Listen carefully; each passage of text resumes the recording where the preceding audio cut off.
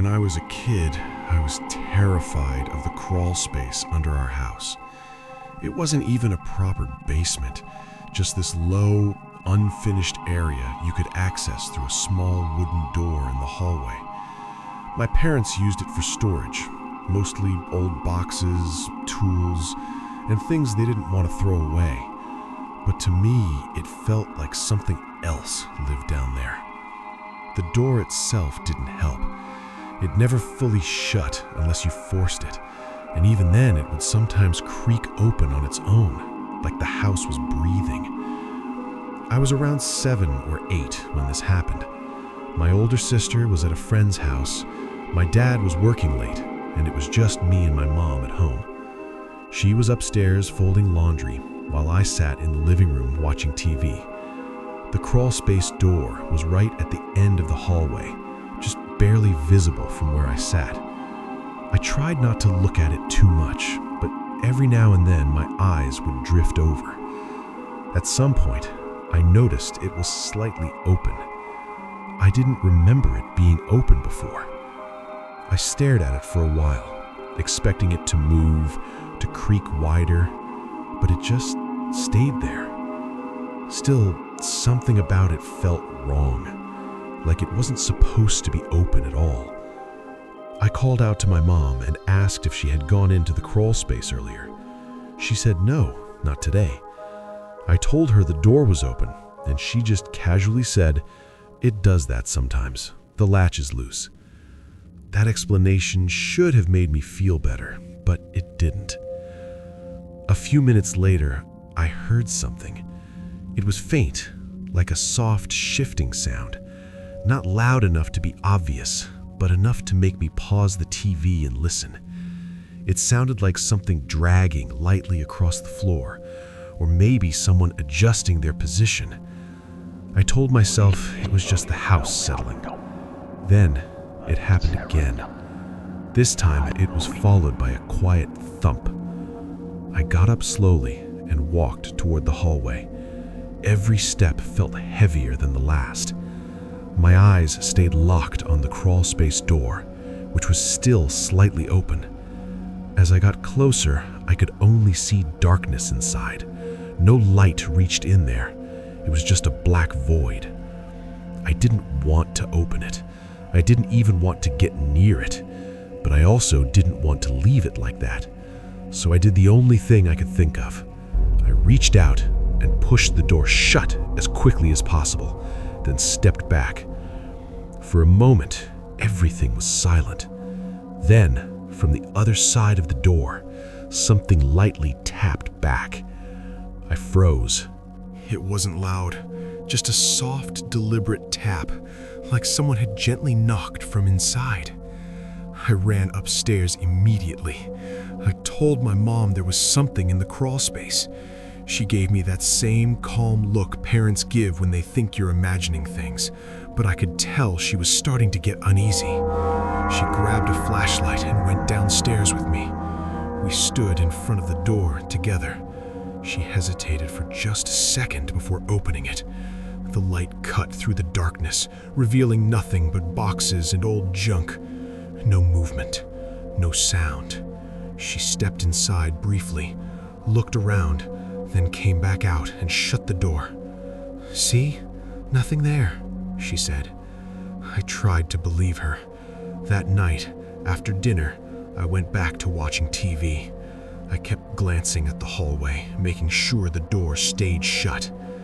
At some point, I must have gotten distracted, because the next time I looked, it was open again, wider this time, and the darkness inside somehow looked deeper. Before I could react, I heard a voice, soft, hoarse, right from inside the crawl space. "Hey, you shouldn't close that." My heart dropped. I couldn't move, couldn't breathe. Slowly, something shifted inside the darkness. I saw movement, just the faint outline of a person crouched low, too low for any normal posture. Then a face leaned slightly into the light. It was a man, dirty, pale, with sunken eyes and a thin, crooked smile. He whispered, "I've been waiting." That's when I screamed. I ran upstairs faster than I ever had in my life, yelling for my mom. She didn't hesitate this time. She locked me in her bedroom and called the police immediately. I could hear everything. The panic in her voice, the fear. When the police arrived, they searched the crawl space. They found him. A man who had been living under our house for days, maybe longer. He had food wrappers, a blanket, even a small flashlight. He had been watching us, listening, waiting for a moment to come out. We moved out of that house not long after, but even now, I still think about that voice sometimes, and the way he said it, like I had done something wrong by closing the door. It was sometime in early winter when this happened. I was about 11 years old, and my parents had just installed a small safe in the basement office where my dad kept important documents and some cash. The basement itself always felt a little off to me. Unfinished walls, exposed pipes, and just enough darkness in the corners to make your imagination run wild. That night, it was just me and my mom at home. My dad was working late, and I was downstairs playing video games in the main area of the basement. The office room with the safe was just around the corner. Its door usually kept shut. At some point, I heard a sound. It was faint at first, a metallic click, then a soft scraping noise. I paused my game and listened. It came again, this time louder, like someone hitting something metal out of frustration. And then a whisper. Not clear words, just a low, irritated muttering. I stood up from the couch, frozen in place, trying to make sense of what I was hearing. There was no way someone could be down there, but the sounds kept coming. A click, a scrape, a dull thud. Whoever or whatever was in that room was definitely trying to open something. I backed away slowly, keeping my eyes on the office door. That's when the light inside flickered on for just a second, like someone had accidentally hit the switch. In that brief moment, I saw movement, a shadow shifting near the desk. That was enough. I turned and ran upstairs as fast as I could, nearly slipping on the last step. I found my mom in the kitchen and told her there was someone in the basement. At first, she looked confused. Then she saw how serious I was. She immediately locked the back door and grabbed her phone. As she started dialing, we both heard it. A loud bang from downstairs. This time, even she froze.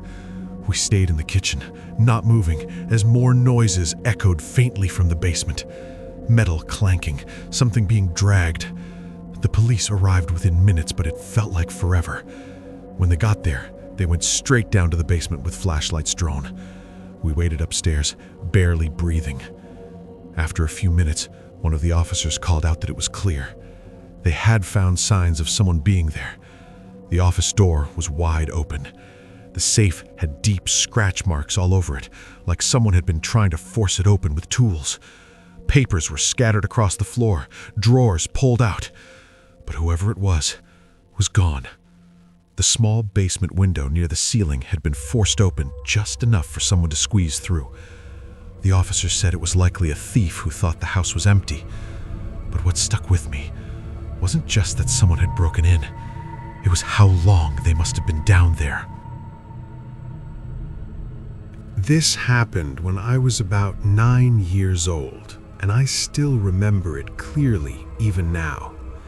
It was during Christmas break, and my family and I had traveled to my great-grandfather's house in a small rural town surrounded by woods and open land. The place felt peaceful during the day, but at night it was a completely different story. The house itself was old, 2 stories with a large basement that always smelled like dust and wood. My great-grandfather lived alone, but during the holidays, the house would fill up with family. That year was especially crowded because a bunch of relatives showed up unexpectedly. One night, all the adults were upstairs talking, laughing, and drinking, while the kids decided to go down into the basement to play a game. There were 4 of us: me, my cousin Tyler, his younger sister Emma, and our older cousin Jake. We decided to play a game similar to hide and seek. 2 of us would hide in the dark basement, and the others would try to find them using only sound.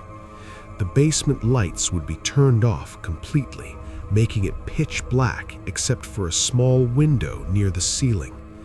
Jake and Tyler went first as the monsters, and Emma and I stayed at the top of the stairs, counting and waiting before going down.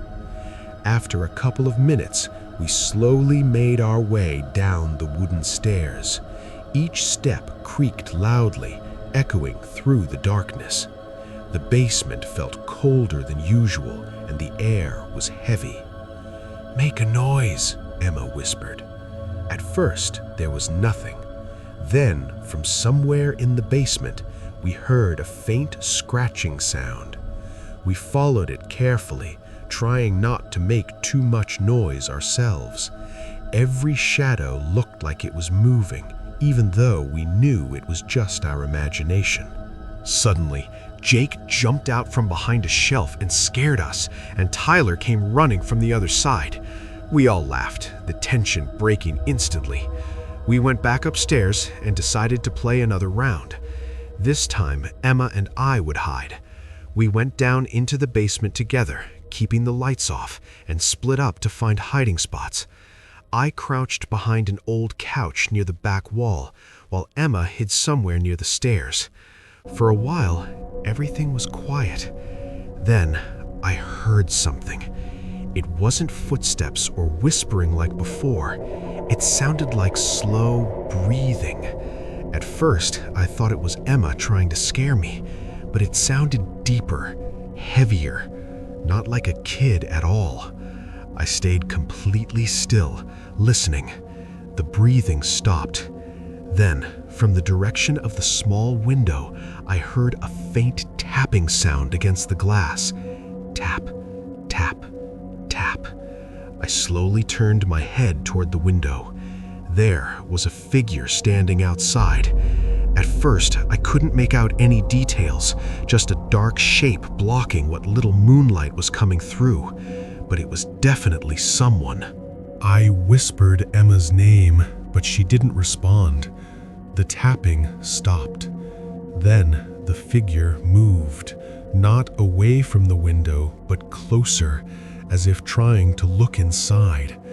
My heart started pounding so hard I could hear it in my ears. I didn't move. I didn't even breathe. Then, slowly, the window shifted. It made a faint creaking sound as it opened just a little. That's when I ran. I bolted up the stairs as fast as I could, nearly tripping, and slammed into Jake and Tyler at the top. I told them there was someone outside the window. They didn't believe me at first, thinking I was just trying to scare them back. But then Emma came up from the basement too, pale and shaking, saying she heard the tapping as well. That's when we all knew something was wrong. We ran into the living room where all the adults were and told them what happened. At first, they were confused, but when they saw how serious we were, everything changed. My uncle grabbed a flashlight and went outside, while another checked the basement. A few minutes later, they came back. The basement window was open, and there were footprints in the snow right below it. But whoever had been there was gone. No one knew how long they had been outside, or if they had been watching us the entire time.